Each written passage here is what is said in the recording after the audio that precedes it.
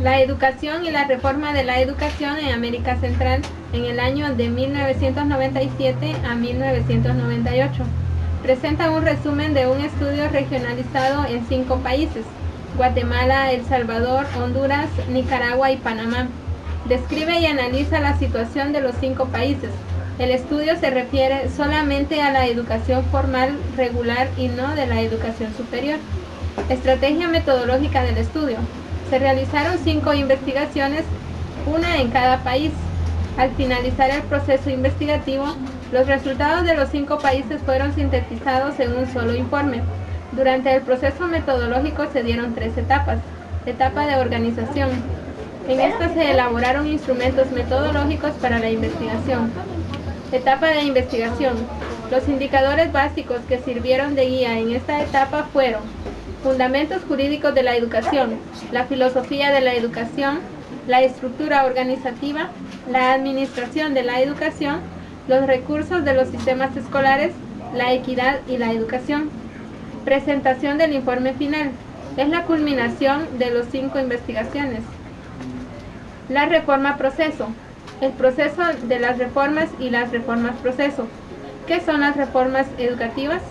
Son las que tratan de armonizar el desarrollo social, humano y sostenible con el crecimiento económico. Son reformas capaces de activar la voluntad de la población en forma de consensos como base sólida de un proyecto educativo nacional. Las reformas educativas en proceso son acciones educativas de dimensiones nacionales. Las reformas educativas tienen un indiscutible carácter nacional. Los escenarios de cada país. Guatemala. La reforma educativa se renueva con los acuerdos de paz, disminuyéndose el analfabetismo e incrementando la población estudiantil en los niveles educativos.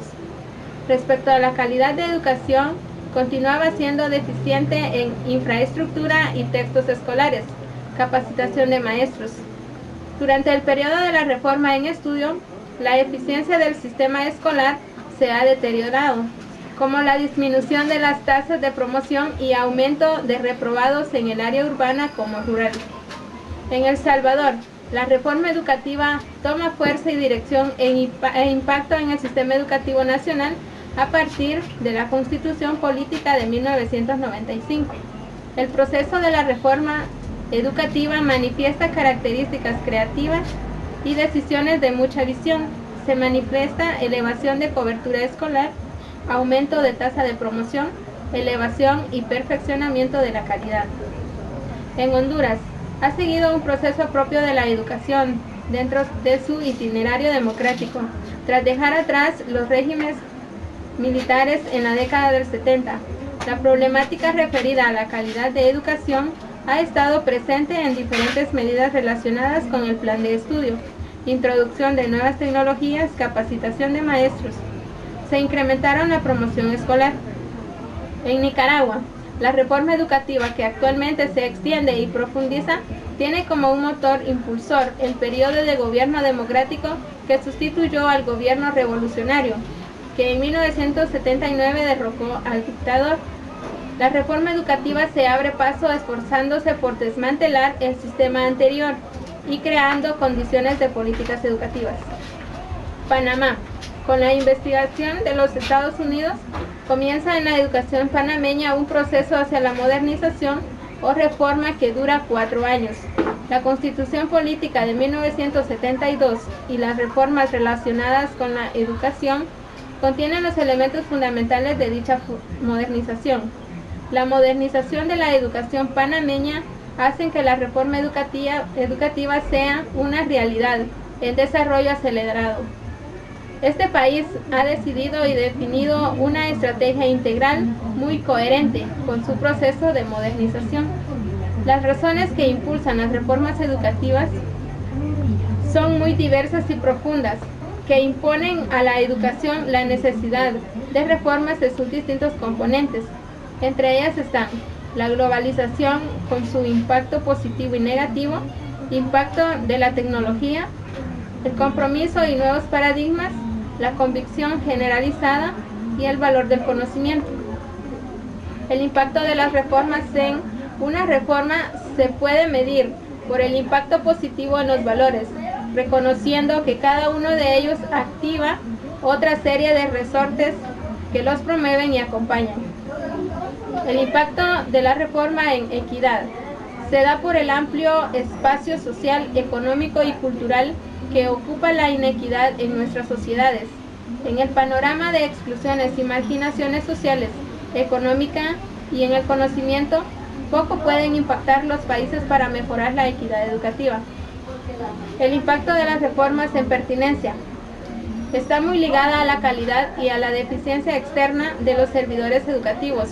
La pertinencia se constata en la relación acerca si el aprendizaje es relevante y útil para la vida cotidiana global.